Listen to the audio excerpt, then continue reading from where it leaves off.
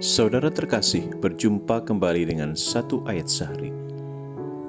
Ayat hari ini diambil dari Yosua bab 3 ayat 5. Berkatalah Yosua kepada bangsa itu, "Kuduskanlah dirimu, sebab besok Tuhan akan melakukan perbuatan yang ajaib di antara kamu."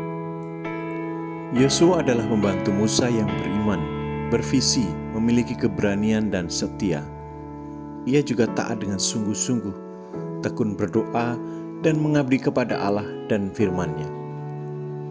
Selama bertahun-tahun ia taat pada Musa, sampai akhirnya ketika Musa wafat, Yosua diperintah Allah untuk menggantikan tugas Musa, membawa bangsa Israel masuk ke tanah terjanji. Ketaatannya pada Allah terbukti ketika Yosua mendengarkan Tuhan untuk menyeberangi sungai Yordan yang luas dengan mengusung tabut perjanjian di depan pasukannya, dan untuk menghancurkan tembok pertahanan kota Yeriko yang tebal dan kokoh. Yosua membiarkan Allah dalam tabut perjanjian mengelilingi tembok kota selama 6 hari dengan musik, dan pada hari ke-7 imam-imam memerintahkan untuk meniup trompet sehingga tembok runtuh.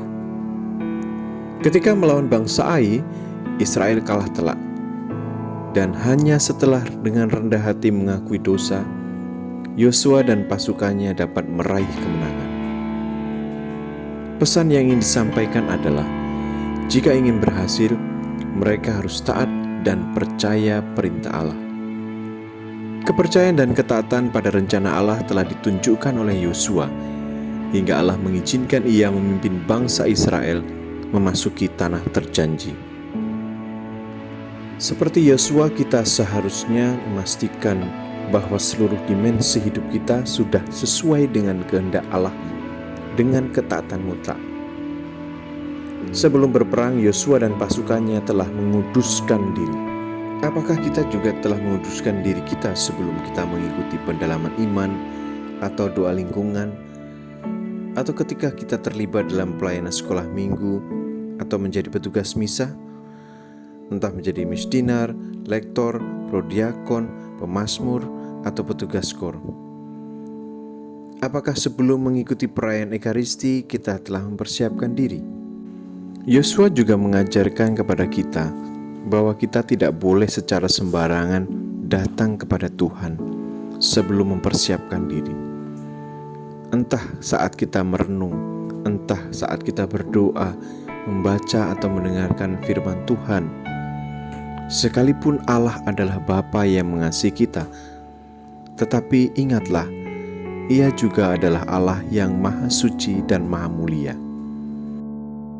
Setiap hari dan secara terus-menerus kita seharusnya membangun kesetiaan, menjadi semakin tergantung pada Allah, dan menunjukkan ketaatan mutlak padanya.